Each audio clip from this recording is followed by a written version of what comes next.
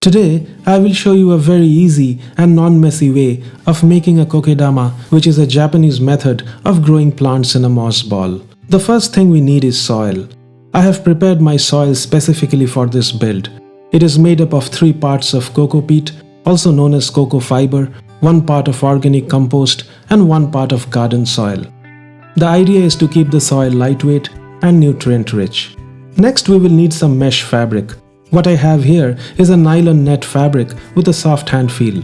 I think it will work very well for our build today. I also have 2 rolls of polyester sewing thread, a pair of trimmers, and a plastic bowl. Talking about moss and plants, I will be using this sheet moss and a rooted cutting of Draceana Reflexa for our build today. You can use any tropical plant that you have. In the first step, I place the net fabric, which I have cut out in a square pattern, inside the bowl and spread it out evenly around the edge. I now start adding my kokedama soil mix into the container. I fill about 3/4 of the bowl and make a hole in the middle of the substrate with my mini trowel. I take my plant, trim off the roots and plant it in the hole I made in the soil. I press the soil firmly around it so that it stays in position. Using my trowel, I add more soil around the plant, modeling it up towards the stem.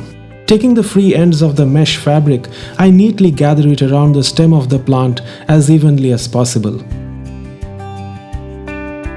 I secure the gathers with sewing thread loosely so as not to damage the plant.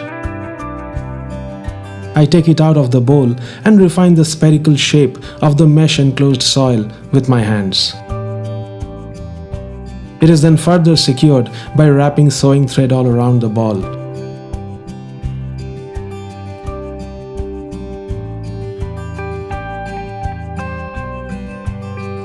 The excess mesh fabric can be trimmed off now.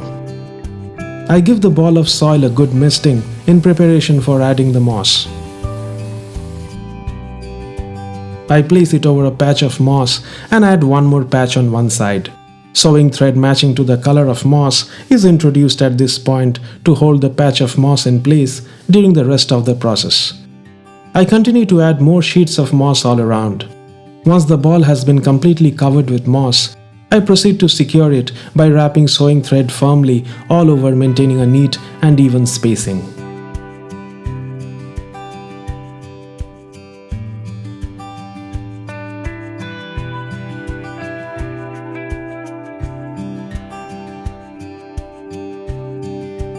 The process is completed by knotting the free ends of the thread and giving the ball a final round of modeling with my hands. Time now to give our kokedama a good soaking. I take a tub of water and dunk the entire moss ball in it. This is also a recommended method of watering a kokedama. I take a shallow glass bowl and drop some pebbles in it, spreading them out evenly. The hydrated kokedama is now carefully placed on this bed of pebbles.